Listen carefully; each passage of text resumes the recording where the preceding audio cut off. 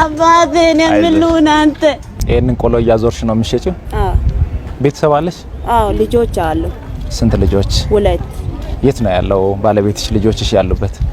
ልጆቹ እኔ ጋር ነው። ባለቤቴ ሶዶ ሕክምና እየወሰደ ነው።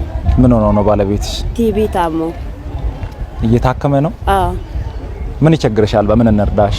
የተከበደኝ ሁሉም ነገር ቤት ኪራ ነው። በቃ 2000 ብር ቤት ኪራ ክፈኛ አለ። ካልቻለሽ ውጪ ነው አለ። ባለፈው ሰውየው መጥቶ አንዴ ይሄን እኔ ይዤ ላግዝሽ።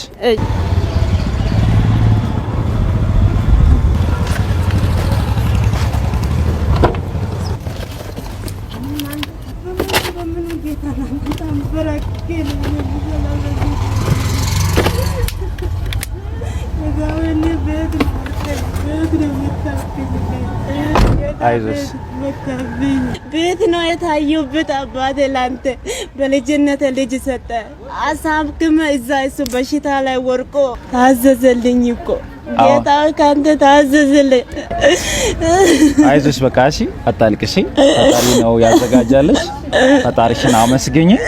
ዳንኤል አሰፋ የሚባል ወንድማችን ዛሬ ልደቱ ነው። ይሄ 10,000 ብር እሱ ማበረታቻ እንዲሆን አደርስልኝ ብሎ የላከው ነው። ትይጃለሽ። ይሄኛው 10,000 ብር ደግሞ እኔ ከራሴ ለባለቤትሽ ለሕክምና እንዲሆን እንድትልኪ ነው። ጌታው አባቴን የምሉን አንተ እኑን የምሉን አንተ እንዴት ነበር? ምን እየተናገረ ነው? ላንተ ወጣው እንዴት አገኘክ? ወይ አባቴ አይዞሽ ወይ የልጆች አምላክ ያባ የባለ አምላክ ታሞ እሱ በሽታ ላይ ሆኖ እኮ ሕክምና አጥቼ እኮ ነው እኔ። አይዞሽ እኔ እናት አይዞሽ። እግዚአብሔር እድሜና ጤና ይስጥህ።